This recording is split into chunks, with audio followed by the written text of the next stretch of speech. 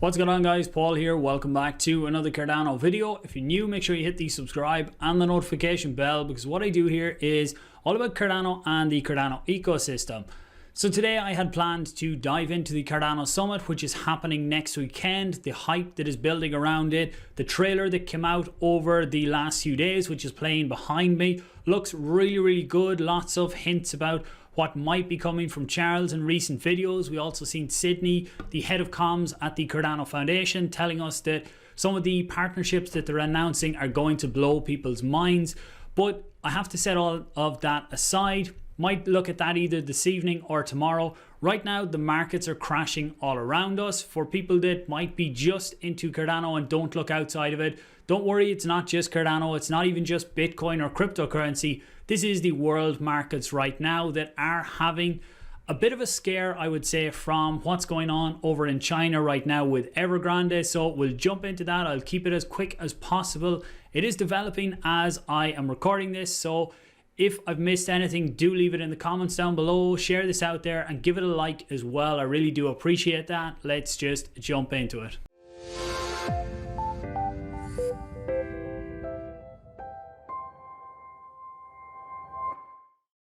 Okay, so starting out here looking at the Bitcoin price, you can see that we are just back above $43,000. So we have got a slight bounce since I set out to record this. We had fallen through $43,000, which technically should be a very strong support level. But with everything that's going on, support levels, technicals and all of that, I would not be relying on them too much in the short time frame right now. If we look at the ADA price, we had went down to $1.97 and we're now back up at $2.06.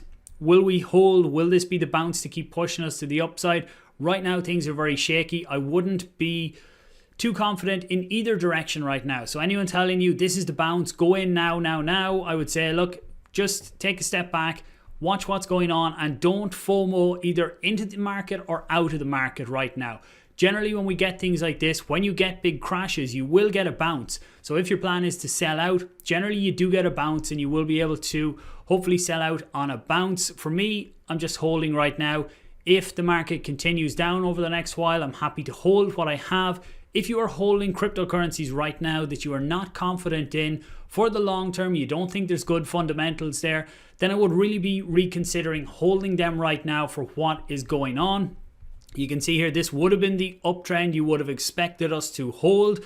But as things are going on with the overall market, if we look here, you can look at the S&P 500. Even the last week or so, we've been trending downwards, and it hasn't opened just yet today. It will open fairly soon, and potentially we will see it pushing to the downside as well.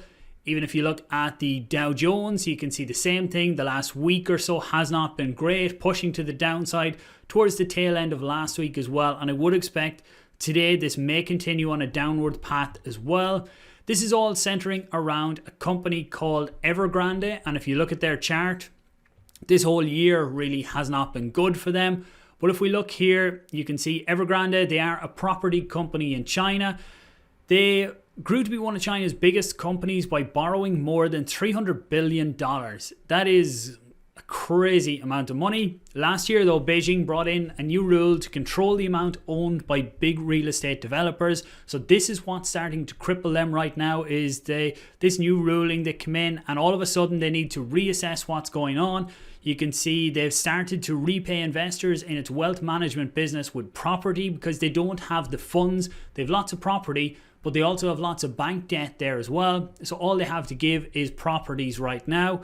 With the banks as well, if you look here, the financial fallout could be far-reaching. So Evergrande reportedly owes money to around 171 domestic banks and 121 other financial firms. There's talk, as you can see down the bottom, are they too big to fail? I would say no, they're not too big to fail. We've seen in the past, there's people looking back at the Lehman Brothers and trying to compare the two things. I don't think it's going to be just as drastic as that, but this should be a big kick for people out there to realize that the economy, the markets cannot keep going up all the time. I think we will get over this. We will get the bounce to push us to the upside again, but it's a good reminder to people to keep an eye on what you're holding. If you're not holding something that you are willing to hold, now this is, I suppose, more for cryptocurrency. If you're not holding something that you're willing to hold for the next few years, then, or at least a year or 2 years, then you might need to reassess it and look at what is something that you would be comfortable holding. For me, the likes of Bitcoin, I think will always be strong in the market. Doesn't get the crazy moves that the altcoins get at times. So it's one that I see as a fairly safe asset to hold. Cardano obviously is one that I'm willing to hold for the next few years. Assets like Cardano are, to me, some of the top ones you can hold because they do pay you staking rewards. They pay you residually. Every 5 days you get more funds out of them. So even if you have to hold them through a bear market, you come out on the other side with more than you actually went in with. There's lots of other coins out there. There's lots of other assets as well. But just take some time to reassess your portfolio when you see things like this happening in the overall market. I don't think we're at, actually this was just comparing the S&P and Bitcoin. So again, this doesn't take into account the big crashes this morning. You can see, as one interesting thing though actually is, if you look back on the 7th of September, when Bitcoin had this big pullback, which was meant to be the day that started to buy Bitcoin, you can see we had our huge drop, but this was also the first red day in this event here on the S&P.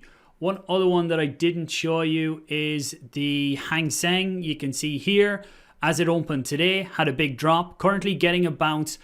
And when you look at this, Bitcoin is getting its bounce. The crypto market right now, it doesn't mean that we're going to go straight back up, but you see how correlated a lot of the markets are.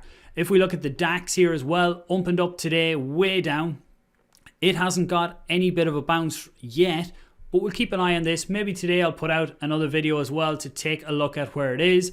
An interesting one to look at is gold. Sometimes when people get scared of what's going on in the overall market, they look to physical goods like gold that they can pick up. And so look, let's summarize this. As we look at Bitcoin, we have the bit of a bounce right now, but whether this continues, hopefully we found our bottom. Maybe this 43 is going to be our bottom and we can bounce from here. But the US Open is coming up in about an hour's time, so that is going to play a role in how this goes, because as I said, this is not crypto specific. It's not Cardano or Bitcoin. This is right across the board. It is the world financial markets.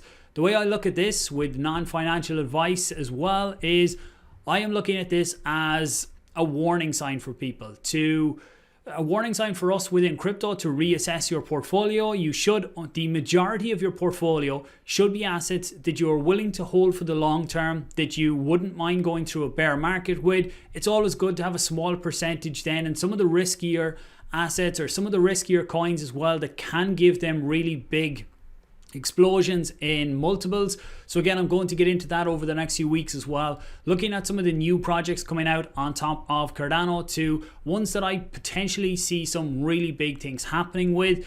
But again, in the overall scheme of things, this isn't just a warning for crypto. This is a warning for everyone in the stock market. Nothing keeps going up forever. So if you have not locked in profits, it's not a bad time to be considering it. Actually, I wouldn't be considering locking in profits right now. I would be looking at, once we recover a bit, to get your exit strategy in line and have your long-term vision of what you are holding for the next years. I have certain parts of my portfolio, I have Bitcoin and Cardano that are just locked away and will be there for years to come. There is a percentage of the portfolio then that I would be willing to convert into stable coins and earn yield and earn interest on that if we hit certain price points. But again, I'll get into all of that type of stuff in a future video that looks at my own personal exit strategy, and hopefully others can gain something from that as well. So look, I hope this has been of some use to you guys, that you don't wake up and panic sell your Cardano or your Bitcoin or whatever it is. And I will talk to you very soon. Give the video a like, share it out there, and don't forget to subscribe as well. Thanks for watching, guys.